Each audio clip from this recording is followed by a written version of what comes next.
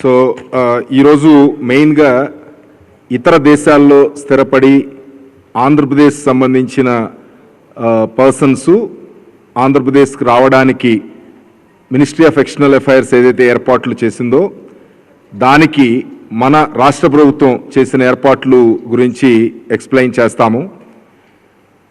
మన రాష్ట్రానికి సంబంధించిన అందరూ కూడా వీలైనంత వరకు మినిస్ట్రీ ఆఫ్ ఎక్స్టర్నల్ అఫైర్స్ని మనం అడిగింది వాళ్ళని వైజాగ్, విజయవాడ, తిరుపతి ఈ 3 ఇంటర్నేషనల్ ఎయిర్పోర్ట్స్లో ఒక్కొక్క ఎయిర్పోర్ట్కి 4 జిల్లాలు, north coastal plus east Godavari మన వైజాగ్ ఇంటర్నేషనల్ ఎయిర్పోర్ట్కి, వెస్ట్ గోదావరి నుంచి ప్రకాశం వరకు విజయవాడ ఇంటర్నేషనల్ ఎయిర్పోర్ట్కి, నెల్లూరు, రాయలసీమ 4 జిల్లాలు, ఇవి తిరుపతి ఇంటర్నేషనల్ ఎయిర్పోర్ట్కి ట్యాగ్ ఆన్ చేయమని రిక్వెస్ట్ చేయడం జరిగింది. వాళ్ళు యాక్సెప్ట్ చేశారు. కాకపోతే లాంగ్ డిస్టెన్స్ ఎస్పెషల్లీ అమెరికా నుంచి అండ్ నార్త్ అమెరికా నుంచి బోత్ సౌత్ అమెరికా నుంచి లాంగ్ డిస్టెన్స్ నుంచి వచ్చే ఫ్లైట్స్ మాత్రం వైడ్ బాడీడ్ ఎయిర్ క్రాఫ్ట్స్ ఉంటాయి కాబట్టి వాటికి మనకి ఇక్కడ ల్యాండింగ్ ఫెసిలిటీస్ ఉండవు కాబట్టి అంతవరకు మనకి మోస్ట్లీ చెన్నై, బెంగళూరు అలాగే హైదరాబాద్ ఈ 3 ఎయిర్పోర్ట్స్కి వచ్చే అవకాశం ఉంది. అక్కడి నుంచి కూడా హాపింగ్ ఫ్లైట్ మన రాష్ట్రంలో ఉన్న 3 ఎయిర్పోర్ట్స్కి వేయమని అడిగాము. నెంబర్ ఆఫ్ పాసింజర్స్ని బట్టి అది డెసిషన్ తీసుకుంటారు కాబట్టి 2 రకాలుగా మనం డివైడ్ చేస్తున్నాము. ఒకటి గల్ఫ్ నుంచి మిడిల్ ఈస్ట్ ఈ పర్టికులర్ కంట్రీస్ అలాగే సౌత్ ఈస్ట్ ఏషియన్ నేషన్స్ నుంచి వచ్చే ఫ్లైట్స్ అన్నీ కూడా వీలైనంత వరకు డైరెక్ట్గా మన స్టేట్కి వచ్చేటట్టు ఏర్పాటు చేస్తున్నాము. Long distance long hall flights మాత్రం సఫిషియెంట్ నెంబర్ ఉంటే కనుక మన ఎయిర్పోర్ట్స్కి వస్తాయి. సఫిషియెంట్ నెంబర్ కనుక లేకపోతే కనుక ఈ 3 మనకున్న హైదరాబాద్, చెన్నై అండ్ బెంగళూరు ఎయిర్పోర్ట్స్కి వస్తాయి. ఇక్కడి నుంచి ప్రతి ఇంటర్నేషనల్ ఎయిర్పోర్ట్లో మన రిసెప్షన్ టీమ్ని మనం రాష్ట్ర ప్రభుత్వం తరపు నుంచి పెడుతున్నాము. అక్కడ ప్రాపర్గా మెడికల్ చెకప్ చేసిన తర్వాత అసిమ్టమాటిక్ కేసెస్ అంటే సిమ్టమాటిక్ కేసెస్ ఏదైనా ఉంటే ఫీవర్ లక్షణాలు కానివ్వండి, ఏదైనా కోవిడ్ లక్షణాలు ఏదైనా ఉంటే కనుక దిగిన వెంటనే వాళ్ళని సెపరేట్ చేసి నియరెస్ట్ కోవిడ్ కేర్ సెంటర్కి పంపించడం జరుగుతుంది. ఎవరైతే నార్మల్ హెల్త్తో ఉన్నారో వీళ్ళందరినీ డిస్ట్రిక్ట్ వైజ్ డివైడ్ చేసి డైరెక్ట్గా ఎయిర్పోర్ట్ నుంచే డిస్ట్రిక్ట్ రిసెప్షన్ సెంటర్కి బస్సుల్లో తరలించడం జరుగుతుంది. ఇక్కడ డిస్ట్రిక్ట్ రిసెప్షన్ సెంటర్కి వచ్చిన తర్వాత వాళ్ళకి 2 ఆప్షన్స్ ఇస్తున్నాం. ఒకటి గవర్నమెంట్ క్వారంటైన్, అది ఫ్రీ ఆఫ్ కాస్ట్ ఇవ్వాల్సిందిగా ముఖ్యమంత్రి గారు డెసిషన్ తీసుకున్నారు, ఆదేశించారు. ఎంటైర్ కంట్రీలో ఇప్పుడు వరకు మినిస్ట్రీ ఆఫ్ ఎక్స్టర్నల్ అఫైర్స్ వాళ్ళు చెప్తున్న ఇన్ఫర్మేషన్ ప్రకారం ఫ్రీ క్వారంటైన్ ఇచ్చిన ఫెసిలిటీ ఇచ్చింది ఓన్లీ ఆంధ్రప్రదేశ్ అండ్ కేరళ. మిగతా అన్ని స్టేట్స్ పక్కన ఉన్న మన రాష్ట్రాలన్నీ కూడా పెయిడ్ క్వారంటైన్ మాత్రమే అలౌ చేస్తున్నాయి, బట్ డిఫరెంట్ కేటగిరీస్ ఆఫ్ హోటల్స్లో. బట్ మన ముఖ్యమంత్రి గారు మన జిల్లాలో మన రాష్ట్రంలో సుమారు 30,000 మంది రిజిస్ట్రేషన్ చేసుకున్నారు అదర్ కంట్రీస్ నుంచి రావడానికి. ఇందులో కొంతమంది డ్రాప్ అవడానికి ఛాన్స్ ఉంది, ఎందుకంటే ఇది పెయిడ్ సర్వీస్ కాబట్టి, అంటే ఇన్ ద సెన్స్ వాళ్ళు టికెట్లు కొనుక్కుని రావాలి కాబట్టి కొంతమంది డ్రాప్ అయ్యే అవకాశం ఉంది. వాళ్ళ మినిస్ట్రీ ఆఫ్ ఎక్స్టర్నల్ అఫైర్స్ వాళ్ళు చెప్తున్న దాని ప్రకారం 15,000 నుంచి 20,000 వరకు మన రాష్ట్రానికి సంబంధించిన వాళ్ళు వస్తారని ఎస్టిమేషన్ ఉంది. ఇందులో మోర్ దాన్ 65% గల్ఫ్ రిటర్నీస్ ఉంటారు. వీళ్ళు రకరకాల వృత్తులు చేసుకోవడానికి వెళ్ళిన స్కిల్డ్ లేబరు, అన్స్కిల్డ్ లేబరు ఎక్కువ మంది ఉంటారు కాబట్టి వీళ్ళు quarantine facility, paid quarantine facility bear చేయలేరనే ఉద్దేశంతో ముఖ్యమంత్రి గారు మనకి ఫ్రీ క్వారంటైన్ ఫెసిలిటీ అందుబాటులోకి వాళ్ళకి తీసుకురావడం జరిగింది. ఎవరైతే పెయిడ్ క్వారంటైన్ సెంటర్స్ కావాలనుకుంటారో వాళ్ళకి 3 కేటగిరీస్ ఆఫ్ హోటల్స్ మనం ఏర్పాటు చేస్తున్నాం. Luxury, medium, budget hotels. So అంటే approximately 1,500 to 2,000 rupees per day which includes taxes and food.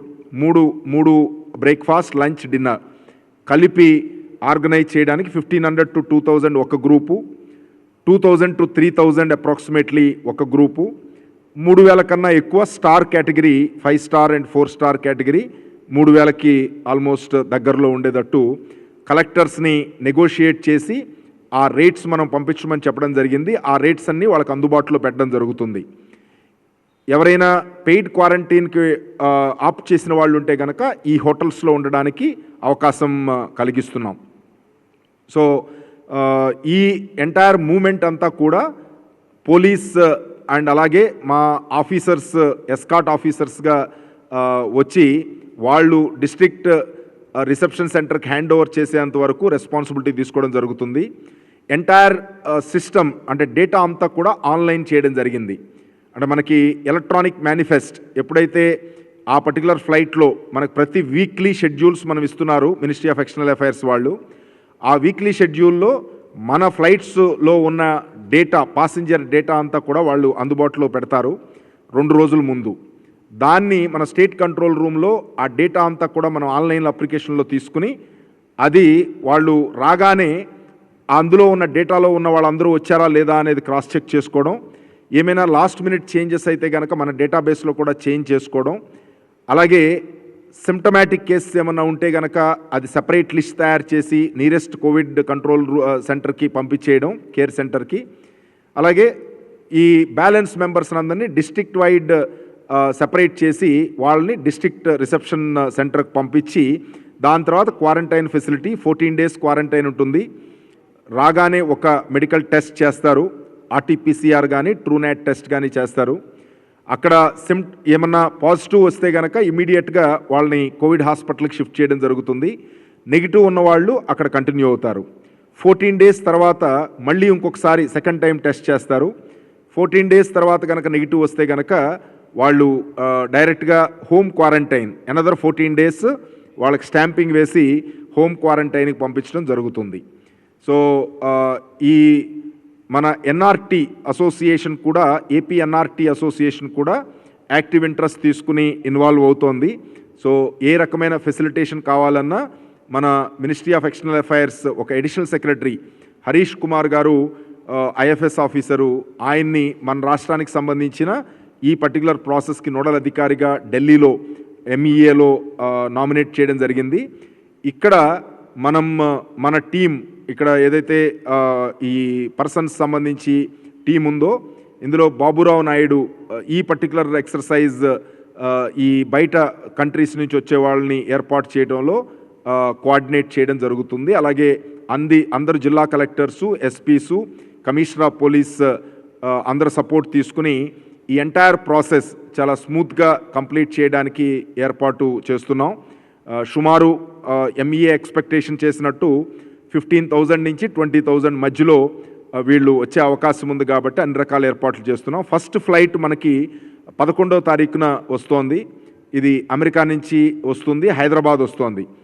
ఇందులో ఉన్న పాసింజర్స్ని డైరెక్ట్గా మనం విజయవాడ తీసుకొచ్చి విజయవాడలో క్వారంటైన్ చేయడం జరుగుతుంది. అంటే అన్లెస్ అందులో ఒక పర్టికులర్ డిస్ట్రిక్ట్ కనుక ఎక్కువ మంది ఉంటే కనుక ఆ డిస్ట్రిక్ట్ డైరెక్ట్ పంపిస్తాము. ఆ డిస్ట్రిక్ట్ వైజ్ చాలా తక్కువ మంది ఉంటే కనుక ఒకే చోటకి పంపించడం జరుగుతుంది. అలాగే మేజర్ అట్లీస్ట్ 15 members కన్నా ఎక్కువ ఉంటేనే ఆ డైరెక్ట్ జిల్లాకు పంపిస్తాము. లేకపోతే కనుక 2-3 జిల్లాలకు కలిపి ఆ సెంట్రల్ డిస్ట్రిక్ట్లో క్వారంటైన్ చేయడం జరుగుతుంది. సో ఇది స్మూత్గా ఎటువంటి ఇబ్బందులు లేకోకుండా చేయడానికి సో అన్ని రకాల ఏర్పాట్లు మనం చేస్తున్నాము. ఈ హోటల్స్ లిస్ట్ కూడా ఈరోజు మనం ఫైనలైజ్ చేస్తున్నాం. కొన్ని జిల్లాలు ఆల్రెడీ ఫైనలైజ్ చేసినాయి, అలాగే కొన్ని జిల్లాలు ఇంకా చేస్తున్నారు నెగోషియేషన్స్ చేసి. వీలైనంత తక్కువ రేట్లో వాళ్ళని కూడా హోటల్స్ అసోసియేషన్ వాళ్ళని కూడా మనం రిక్వెస్ట్ చేయడం జరిగింది. ఓయో హోటల్స్ వాళ్ళ సపోర్ట్ కూడా తీసుకోవడం జరుగుతోంది. సో వీలైనంత తక్కువ ఖర్చుతో ఈ క్వారంటైన్ పీరియడ్ కంప్లీట్ చేసి వాళ్ళు వాళ్ళ రెస్పెక్టివ్ ప్లేసెస్కి వెళ్ళడానికి ఏర్పాటు చేయడం జరుగుతోంది.